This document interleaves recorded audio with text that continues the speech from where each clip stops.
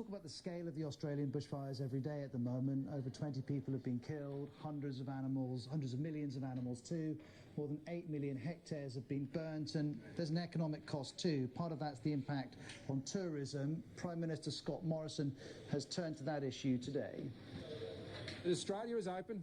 Australia is still a wonderful place to come and bring your family and enjoy your holidays. Well, he made the comments on a visit to Kangaroo Island, just off the south coast. It's a haven for wildlife, a very popular tourist attraction, and as you can see from this image, the devastation there is extensive. Fires have struck twice, and a third of the island has been burned. Inevitably, that means many animals have been killed or badly injured. We know thousands of koalas have lost their lives. The island is also home to several endangered species, including the echinidnas and also the glossy-back cockatoo. Many of these will have been killed or injured, and even those animals which survive have now lost their habitat. And the fires on the island started with lightning strikes, we know, and they are several of hundreds that have been burning all over Australia, and in particular in the southeast of the country, in Victoria and New South Wales. And unfortunately, more hot, dry weather is forecast, which will make those fires worse. One tactic, though, that is being used to try and control the burning is this. This is an image of Victoria's County Fire Authority lighting small fires in scrub that's high risk. The idea is to reduce available fuel for when main fires come through. Here's Katie Watson talking to one farmer in Victoria about this issue. In the hills of Victoria, farmer Chris is holding his breath. Fires have already scorched much of his land, and there's real danger that existing bushfires further north could merge and create one big mega blaze. As the crow flies, it's probably about 70 or 80 k's. It sounds like a long way in the forest, but 2 hours and it can be upon us. Chris says there's a simple solution. More bushland needs to be burnt in a controlled manner to stop fires getting out of hand. It's the lack of fuel reduction burns which is causing these intense mega fires. You can take away the fuel, the issue of these mega fires is gone away. Well, that said, the authorities are clear that fuel reduction alone doesn't fix this problem. Remember, this is what Victoria's fire chief said this week. The reality is we've had fire down the landscape here that has had burns go right through it, and it hasn't slowed it up at all. And so the emotive argument is not supported that fuel reduction burning on a large scale will fix all our problems. And here's the Commissioner of the New South Wales Rural Fire Service.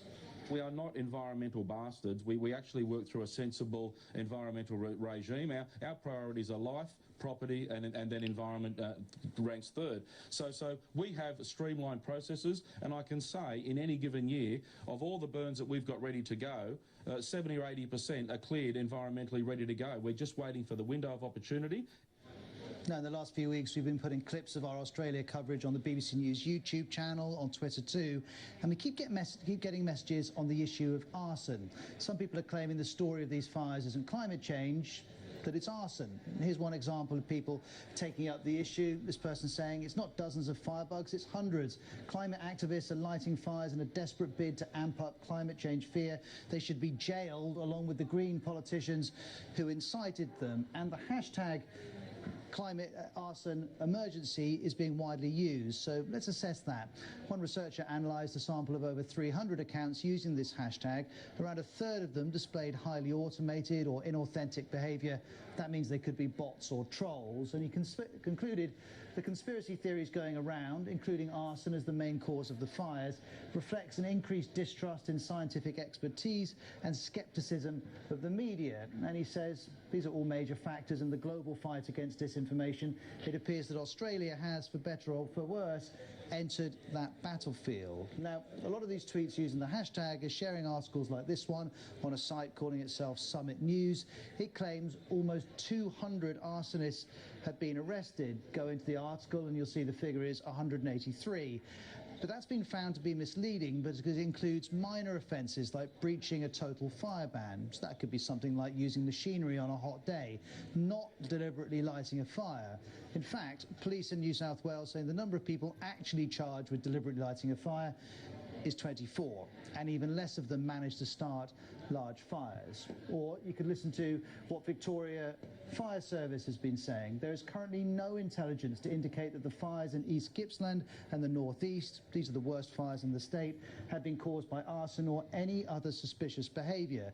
So they're not playing this down as a factor, they're saying there is no intelligence whatsoever to back it up. And it's worth emphasising, the main issue here is hotter, drier weather. Meteorologists have long warned that the long-term trend across a century of Australia's temperatures getting higher would impact on bushfires. And on this subject, you could read this independent report produced for the Australian government in 2008. It is incredibly prescient, and it says fire seasons will start earlier, end slightly later, and generally be more intense. It goes on, the effect increases over time and should be directly observable by 2020.